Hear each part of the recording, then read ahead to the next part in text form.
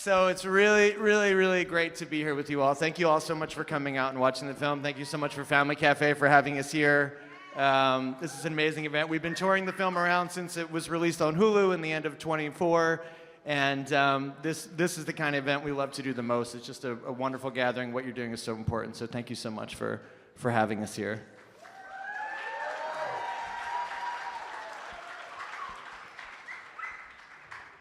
So I believe there's some microphones floating around. If anybody has any questions, we can just start just by just giving you a little background of how the film came to be, and then we're happy to take any questions. And I can just start by saying, you know, I've been lucky enough to know Patrice for over 20-some years, and I did my first music video right out of college for a singer-songwriter named Kimmy Dawson, and Patrice happens to be her aunt. And Kimmy and I became friends. She would come through town a few times a year on tour, 3 or 4 times, and we would hang out, and Patrice would always come and hang out. And just from the first time I met her, I was just like, oh my God, who is this? I want to do something with her. I don't know what, but she was an amazing artist. It always just felt like there was some project we would do together someday.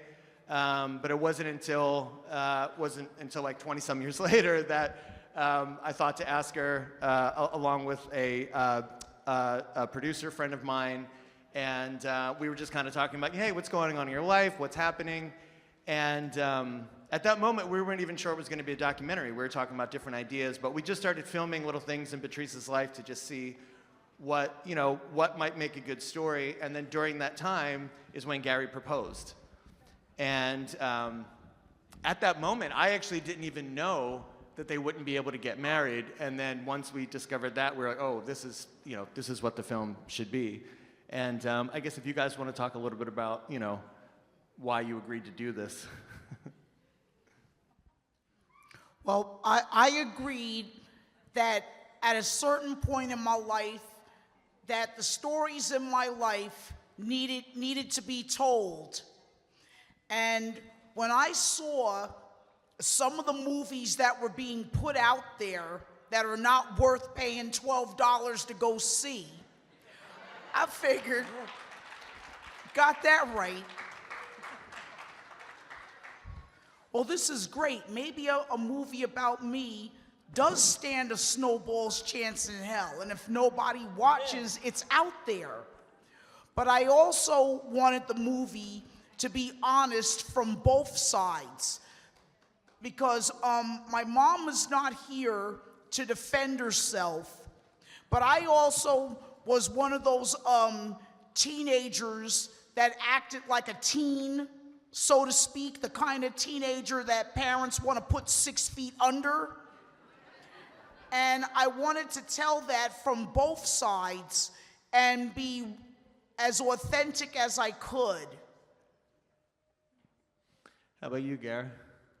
Yeah, well, a lot of it, I was in love with Patrice. I wanted to get married, and when we started filming, this story was going to be about her life, but once they found out all the rules that we had, that we couldn't get married, they said, hey, this is something more to this than just not being able to get married, and that's how it got started. But my main goal was to try and make a difference in this world, because up until then, I was just a very quiet person. I mean, I talked and stuff and everything, but I never thought one person could make a difference. But along with the movie and along with Patrice, I found out that one person's voice can make a difference.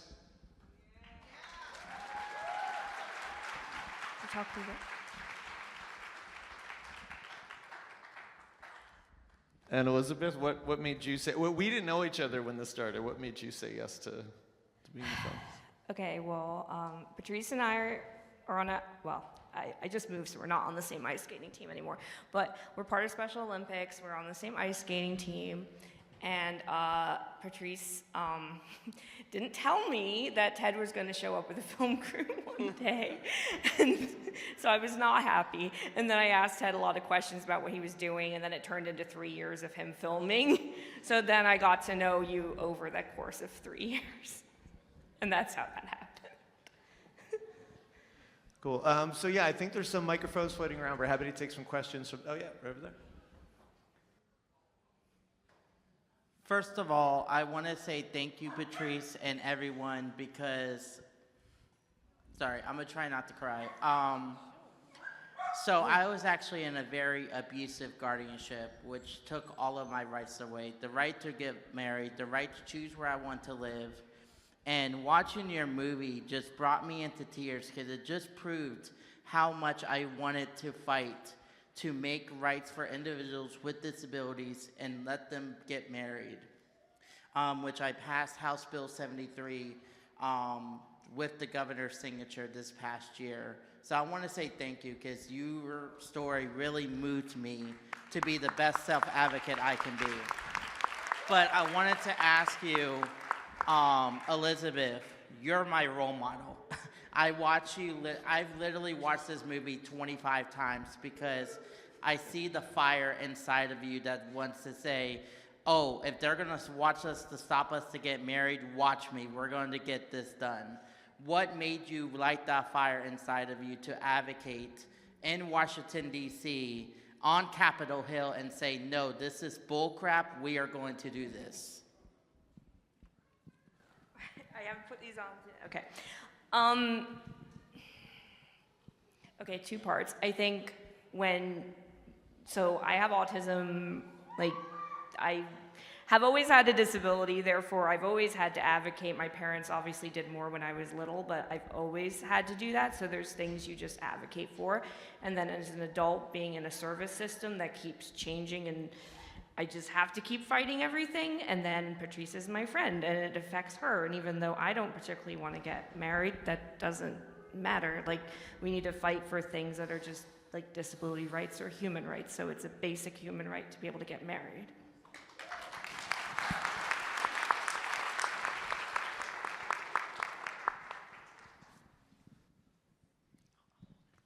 Also, I want to say that wait, can I say one more thing? You're also an awesome advocate and a role model because you just passed a bill. We've got a bill passed.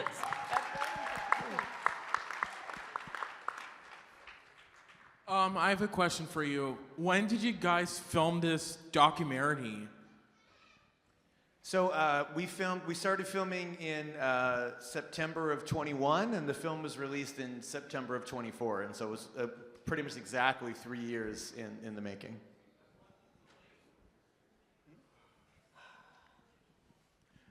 I got a question for all three of you guys. You guys are inspiring so many people with disabilities.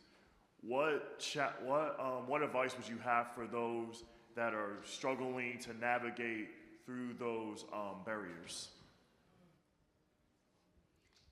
I just tell people not to give up. I know that this is a trying time, and it makes people go, oh, why am I doing this? It's not going to get anywhere. And there's even times that it gets to me. But if I give up, it's a sign of defeat. And it's going to take a lot of work, but I mean, like, a lot of things take a long time to bring change. And as tough as it is, we can do this, but because we're in this together. And when you want something as badly as Patrice and I want to get married and be together, that's motivation enough. You just have to keep going and say no.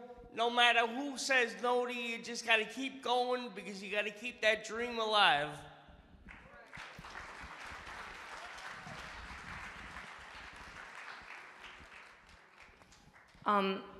People with disabilities is like the one category where most people, basically everybody, will get a disability at one point in their life. And I don't know the statistics, but it's like 1/4 of everybody has a disability. So it's both a majority almost, and also the most underserved and underlooked population when it comes to things in government. So we're always going to have to keep fighting, and the more we can band together to do that through organizations and groups, the stronger I think our voices are. And I would just add to that, you know, I think especially these days when things maybe feel especially dark, that I think a way to, you know, stay motivated is also just to look for the positive things that are happening despite, you know, what's going on in the world. Maria Town actually gave a fantastic presentation this morning about Rev Up and all the important work that they're doing and all of the changes that are happening at the state law level to make access to voting easier for people with disabilities, and also, you know, to push advocacy forward on the state level. And I left that presentation feeling extremely hopeful, more hopeful than when I walked in. And so I would just say, you know, to check out the work that they're doing. And, you know, there are a lot of wonderful people doing wonderful work that you can also get involved in at the local level as well.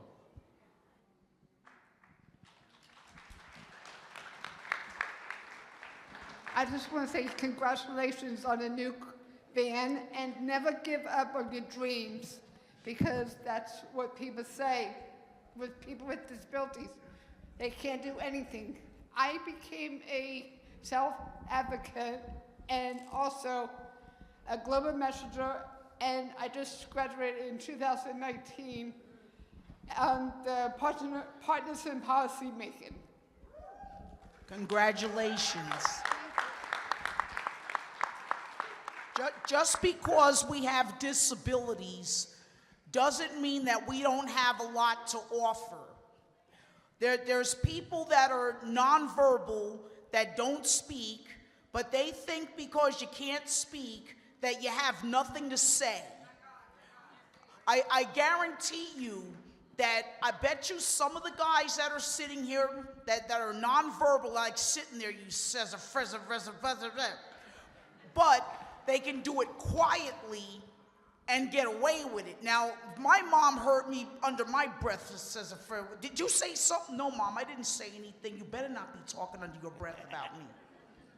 But us together, we're gonna do this. But disability or not, we all have something to bring to the table, and don't think that you don't.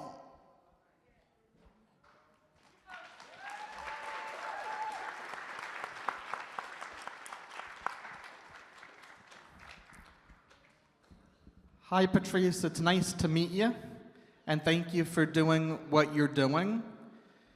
In my situation, I was born with a traumatic brain injury. I was diagnosed with autism. I've had family give up on me. I was different than other kids, and I had some real struggles with that. But that hasn't stopped me from having hopes, having dreams, having desires to own my own business and be a dog sitter. During the pandemic, I thought I wanted to work and make a difference and have a part-time job. However, the Social Security Administration said I had too much money in my bank account, over $2,000, and I lost my benefits during a mental health breakdown. I just got into a dark place because of the pandemic and because of my childhood experiences, and I lost that benefit, and nobody should ever live like that. And I hope one day you do get to marry. So what is your advice for me, somebody who does want to get married, someone who wants to have a home and an independent life, because we don't deserve to live in institutions? And one thing I will say is you can't be silent about your benefits, because if you do that, you lose. Thank you. Well, one of the things that you can do other than not giving up is you have to continue to keep fighting for these things and not take no for an answer. And family doesn't have to be biological. Sometimes your friends can be better family than your biological family. I got so tired of getting into confrontations with biological family members. I have so many friends that are more like my family. I don't even care anymore because I'm happy. Because my biological family, as much as I love them, they put the fun back in dysfunctional. Anytime you get into a fight over a can of beans and don't speak for a month, that's something. Also, if my family was on the Titanic together and there was one seat left on the lifeboat, they would be arguing over who should get the seat and who should go down with the ship. And in the meantime, while they're on deck arguing, an innocent person takes that last seat and the boat leaves. What do? Gee, thanks a lot. Because of you, we're all gonna die now. And after a while, if you don't have problems with mental illness, you do. After that, even your therapist starts to have mental health issues when they have to listen to it.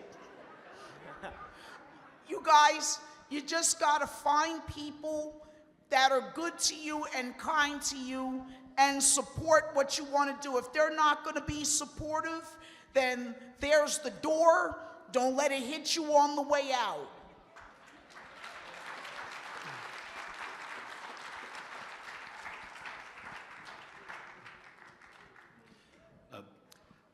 First of all, thank you guys for making such an incredible film. My question is about the flashback scenes and the, children played all the parts of, everyone, whether they were, adults in a facility or in the workshop, things like that. So I'm curious what the background was on that decision to, film it that way. I think it's incredible, but I'm just curious if there was a backstory or specific symbolism or something y'all were going for there. Sure. Yeah. When we first started filming, we kind of assumed the whole story was going to take place in the present. Because Patrice and I had a relationship, I knew some of her backstory, but now it's my job to ask her questions, and so, I was kind of learning a lot more about where she had come from, and then it became apparent to all of us that, like, oh, wait a minute, you can't understand Patrice unless you really understand what she went through to get everything that she's now threatened to have lost. So we were like, okay, so we have to figure out how to visualize the past. And at the same time, we had a challenge that, Patrice is an artist, and her artwork and her aesthetic is so core to who she is. We were trying to figure out how to get her artwork into the film in a way that felt organic. And at the time, she was working on a graphic novel about her life, and so she was doing all of these drawings about her life, and so it felt like, oh, what if Patrice draws the world of the past? And then, but pretty quickly, we were like, well, animation doesn't feel right, so then it was like, okay, well, if we have these drawings that are the world, then that kind of feels like a play, maybe there's her backdrops, we do it like a play. And then it was like, okay, Patrice is going to be all these different ages in the story. Do we cast kids to play her? And that decision took about 5 seconds. And we were like, no, nobody could play Patrice except Patrice. That's just it. So they're like, okay, so Patrice plays Patrice at any age. And then it was like, okay, well, if she's going to be an adult playing a kid, then maybe the world is kids as the adults to kind of juxtapose her against. And Patrice had a kids public access television show and loved working with kids. So she loved the idea, but it also, we also just liked the fact that it kind of gave us this kind of sneaky gut punch where when you kind of lay the inhumanity of the system up against the innocence of a child, it becomes that much more overt how cruel and inhumane it is. And so we loved the idea that we could kind of play with that tonally throughout the film. And so that's kind of how it all came together. I think we have time for one last one, and then I think we have to stop. Hi guys, thank you so much and congratulations for all that you've accomplished. And I really appreciate how honest you are about the good and the bad of your situation. My name is Rebecca. I'm a self-advocate as well with cerebral palsy. And I'm in the process of fundraising for a van and some medical equipment that I need as well. So my question is a two-part question. The first part is, what was your most effective fundraising strategy? And the second part is, how long did fundraising take from start to finish, from the time you started fundraising to the time you actually got the van in your driveway? Well, one of my most effective fundraisers was using social media to get it out there.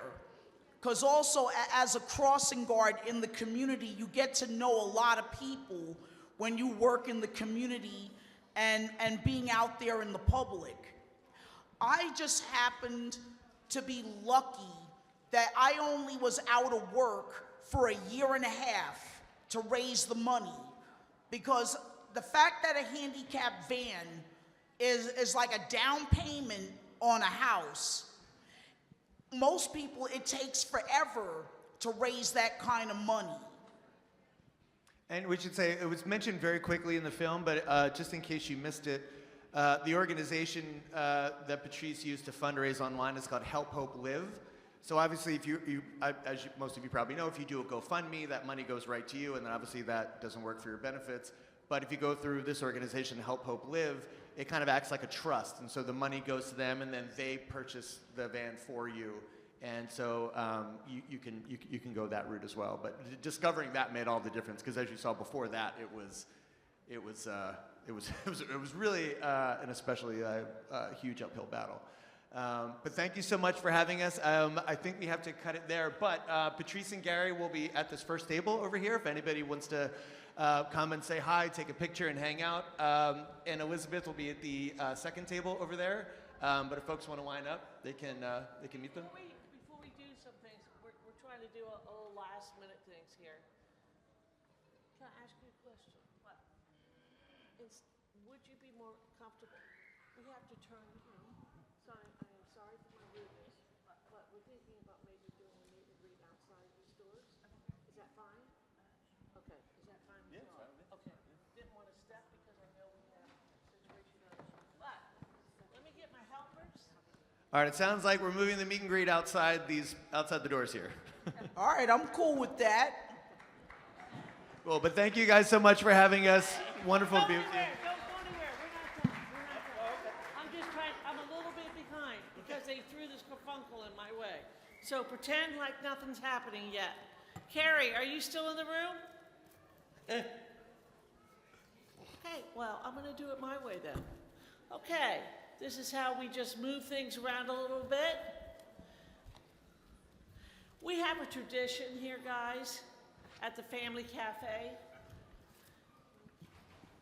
And then we stole it from Justin Dart. Do you all know who Justin Dart is? I met him a couple of times. Oh, my queen. His family allowed us to take something from him. When an individual does something that's extraordinary and out of the ordinary, you've all heard this, Justin Dart would send them roses. Justin allowed us to use this tradition, and I have something really quick I'd like to read here. You knew you did something good when roses came to your door. Let me share with you a story, and we all know who Justin Dart is. He's the godfather of the Individuals with Disabilities Act. When Justin knew that someone had accomplished a great deal or had done a great job, now I can see, he sent them roses to let them know how much he appreciated them and needed them to lead on.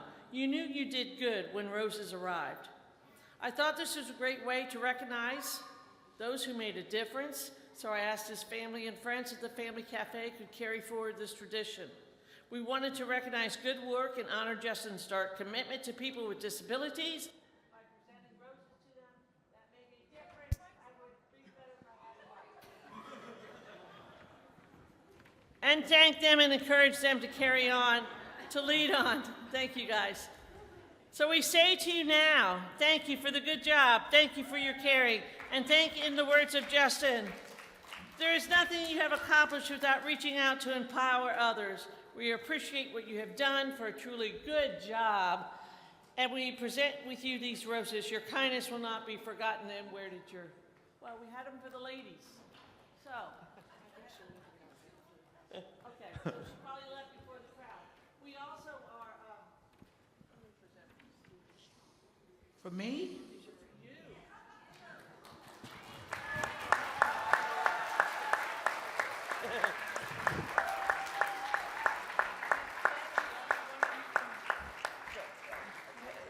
Ted's a stronger one.